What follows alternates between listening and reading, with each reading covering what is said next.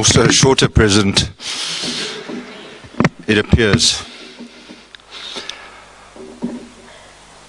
Steph and I and Dolph met in a coffee shop in Parktown a couple of weeks ago, around about 10 o'clock in the morning. And I was already on my second whiskey. That's what we do in South Africa. No, we talk over cappuccino. So Steph asked Dolph and I, why do you do this? So Dolph came up with a really great presidential answer. And I can't remember it exactly verbatim, but he said, I want to improve the standards of the speakers industry.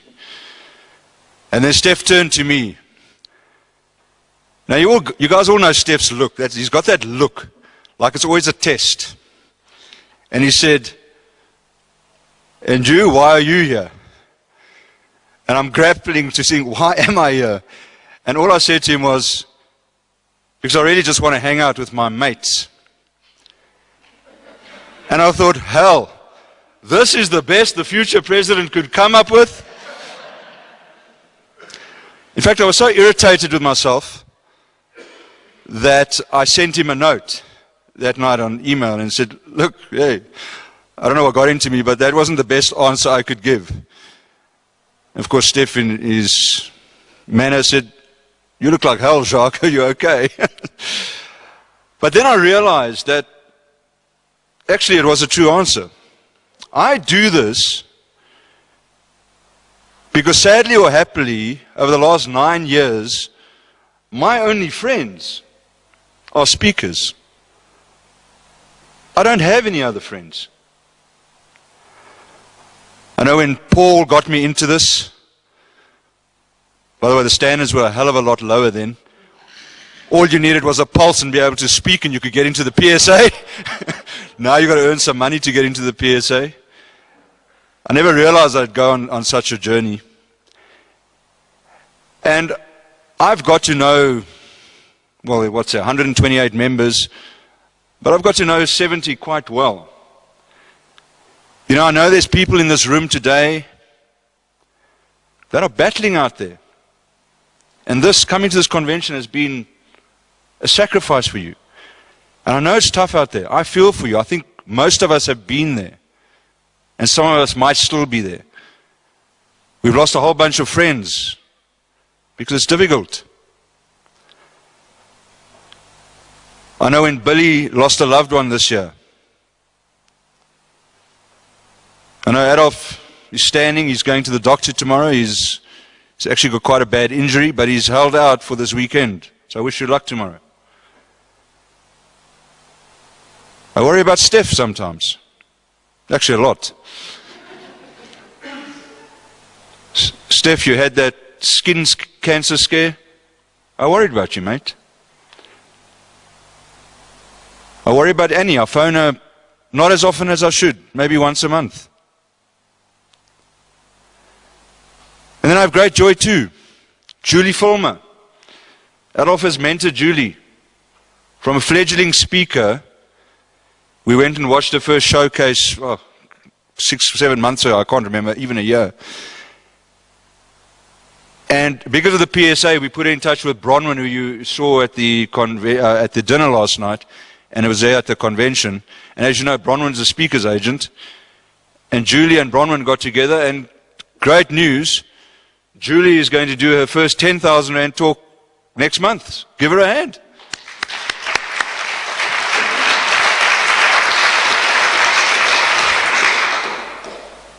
We help each other out. I'm supposedly the Mac expert in the PSA. I don't think I am. But people are always calling me when they get a blue screen or they can't do something. Ian Rieder phoned me the other day and said, I've lost my dongle. I said, I hope you mean the Mac dongle. So we help each other out. And we enjoy each other. And I've learned so much from everybody here. And I'm going to pick favorites. But Steph and I spend some time. We're almost like a married couple because we argue. I remember in Hyde Park the one time, remember Steph, we were talking and then we both blew up. So I grabbed my money to pay for the coffee.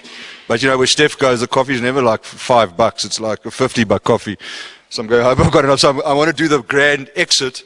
He said, don't you dare pay for this coffee. So I get out, I'm in the car park, and I get an SMS. I'm sorry, but won't you come back? So we are a bit like in a relationship. So we fight, we love each other. But I think the guy, as you probably gathered, that has touched me is Kali Roos, who for me is possibly one of the most integrated, amazing human beings you'll ever meet in your life. And as I said to you, he threw me into a dry riverbed in the game reserve, and he pulled me out there a changed man. So yeah, all I have is friends in the PSA, in the speakers industry. Now the other great love of my life besides speakers, my daughter Rebecca. You see her over there. She's just ducked down because she's as shy as her mother. Rebecca, you can stand up. It's only Daddy. She's my biggest fan. I went to speak at a women's group and she came with. I was babysitting and she claps the loudest, and it's amazing. It was the only applause I got that day. But Rebecca is now 7, and she was around about 4 years old when she came up to Simone and I and said, Mommy and Daddy, I want to tell you something.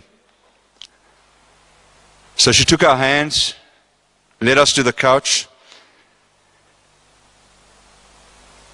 and I don't know what she saw or how in tune she is with this thing we call a universe. But she said to us, I was sitting up with the old lady and we were waiting for you. And when you came past, we chose you. And she said, Mommy and Daddy, I'm so glad that I chose you. And in that moment, I had a deeper meaning in my life. I realized that yes, Rebecca had chosen us, and we had the ultimate responsibility to her. And why do I tell the story? Just because it's a cool story and I want to throw it in, because I was trying to find a place to put it in. But here's the real reason for the story. Is because we as speakers have been chosen. And it is a massive responsibility for us. Because there are people at conferences, at training sessions in the world that need to hear what we have to say. Because you know, when we go to a convention, we create something there. There are 4 tastes in the world that our tongue can taste, isn't there? There's bitter, there's sweet, there's salty, and there's sour. But you know, there is another taste. And it's a Japanese word called umami, which means delicious. And Douglas would like that since he's into bodybuilding. It's actually just L-glutamate, mate. And what umami does, it adds that flavor to the crisps. I think it's almost MSG, isn't it? It adds that flavor. It thickens the gravy. It makes things more delicious. And I think that's what happens as speakers. When we get into a convention, we add that umami. We add that thickness. We add that texture that rounds that convention off. But we have been chosen. We have been chosen to help people find out what it is that's going to make them tick. So yes, we're a bunch of mates here. Well, I consider you all my mates. And I hope for the first timers, as the president, I'll get to meet you.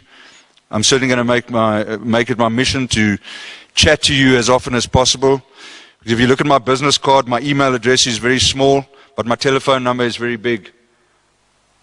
I like to talk to people on the phone or face to face. I'm not really a big email kind of guy. So you'll be hearing from me And you can always just, if you see my number, just let it, and you don't want to talk to me, just let it ring and it'll go to voicemail. I'll still tell you something. So, I suppose we are the change that we want to see in the world, and we need to, I suppose, change, because I think a lot of us in this room and in the PSA and in life are actually works in progress. Maybe that's why we do this, because it's actually therapy. We can go out and heal ourselves as we heal others. So, my theme this year, also another working title, is You the Chosen. I want you to know that every time that we get together and that we speak in front of an audience, that we have a special mission and we have been chosen to deliver that message. Ladies and gentlemen, I only hope that I can serve you a fraction as well as Adolf has served you. And maybe just add a bit more umami to this organization.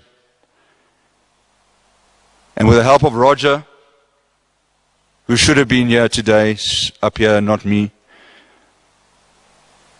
we've got a great guy coming up in the wings, and we're going to build a team.